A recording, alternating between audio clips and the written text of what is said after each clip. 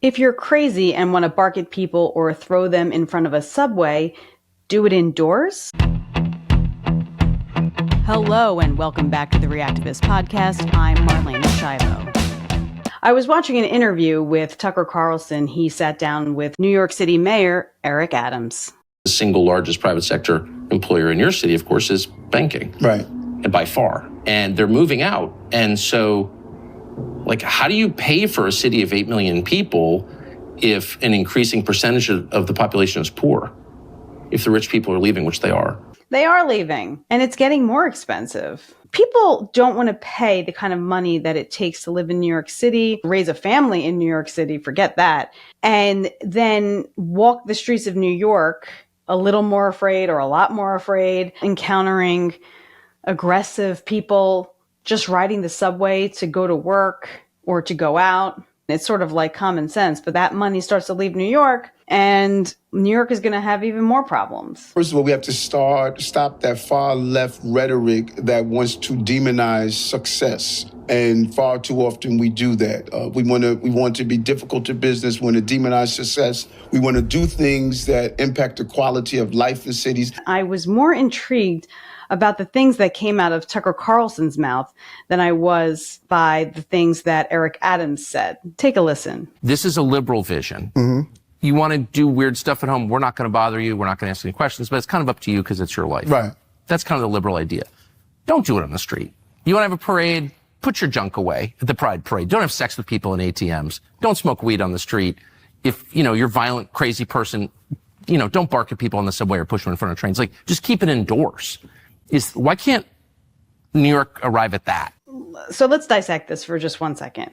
He doesn't want people flashing their body parts during a pride parade. He thinks that if you are crazy, you have the wherewithal to control your, quote, barking and, subway pushing. As far as crazy people go, I'm not so sure that they understand that they're crazy or that they're mentally ill or whatever the term you want to use is. So I would imagine that the average person who feels compelled to bark in public would be able to control that impulse. But the people that are pushing people onto the subway obviously can't control their behavior. So it's just kind of like a word salad. I understand where he was going with this. He's saying that these people are running the streets of New York City. They're using New York City streets as a home, a bathroom, a place to do whatever you want. It's sort of like this chaotic free-for-all. It's anarchy. I mean, I've seen it for myself many times. New York is so not what it used to be at all. There is a lot more craziness on the street. There's a lot more homeless people. But anyway, there's more. Just for the record, I'm kind of against all immigration right now. We have too much of it. But I will also say, I've never seen an African immigrant do anything like that. They're not marching around with their junk out in parades or whatever. We have buttoned down people coming into the country, and the longer they stay here, the more they decide, I got to do this stuff on the sidewalk. I mean, it's a very specific, affluent liberal culture that promotes doing all that stuff in public. And I'm wondering why are they in charge of everything?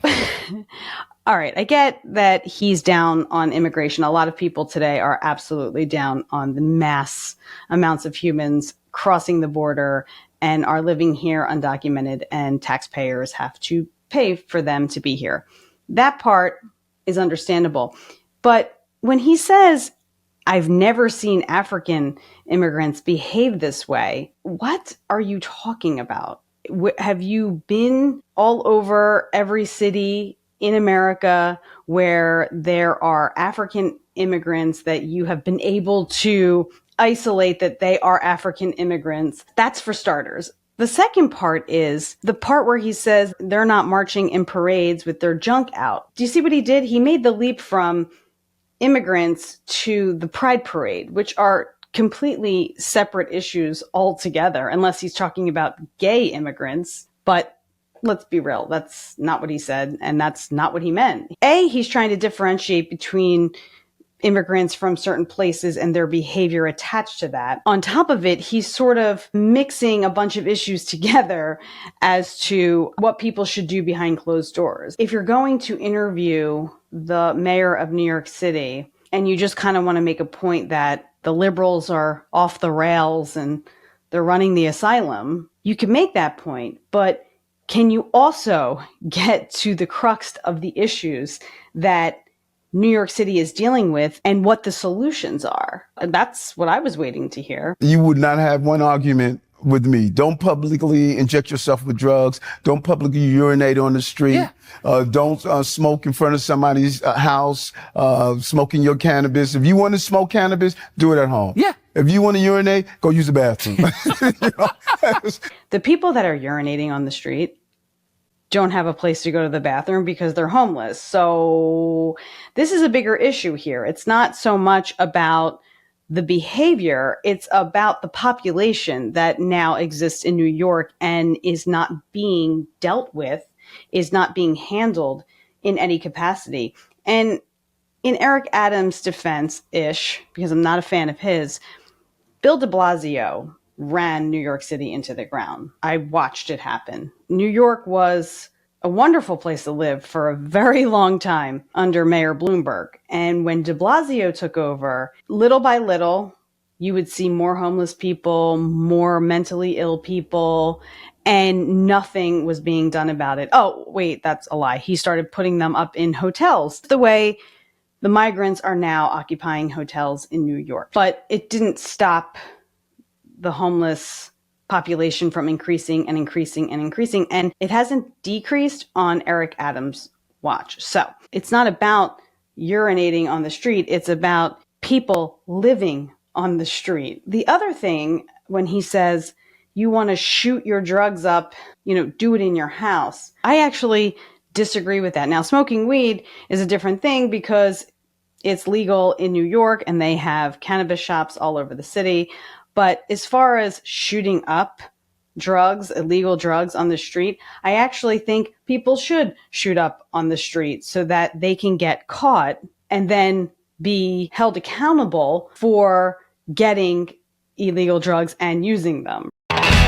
The only thing missing from this interview is a couple of bar stools and some beers, because this is more of a conversation. I wouldn't call this a hard-hitting interview whatsoever, which is kind of shocking because Tucker Carlson is someone who definitely has opinions and he's sharing them, but he's not really pressing Eric Adams on the solutions.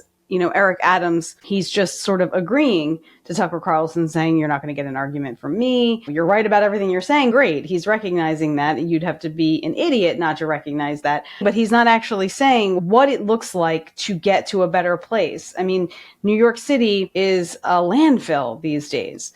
And he didn't take care of the problems that are being talked about in these past 4 years. And now we are back in the election cycle and he's up for re-election. If I were him, I would take this opportunity to explain how he would go about resolving some of these issues, even if he doesn't have the funding he thinks he needs in order to implement these ideas. Perhaps the ideas themselves could be shared. It's hard to get funding for ideas that you're not sharing, right? I'm not saying there isn't a lot of red tape and bureaucracy, and Eric Adams hasn't exactly made a lot of friends along the way. He's more of a celebrity in New York City, and he's a guy who shows up at parties and he's down to earth, he's sociable, he loves the attention, but he hasn't made a lot of good decisions along the way. He doesn't seem to have what it takes to govern a place like New York City because it's in bad shape. I think Tucker Carlson's losing his edge a little bit, if you ask me. He's a pretty hardcore conservative, and he's certainly not a dumb guy. And I'm surprised that he didn't press Eric Adams on what he's doing or what he could do to secure his position for another 4 years. And not just that, but make New York City livable again. And I'm all for friendly discourse. I think that both sides of the aisle should be able to speak to each other without animosity and aggression. So I'm not really criticizing that aspect of it. But when you have this city, along with a lot of the cities across America that are in peril in a lot of ways. Banter is great, and being able to get along and being able to communicate in a professional way and treat each other like humans is great. And I'm all for it.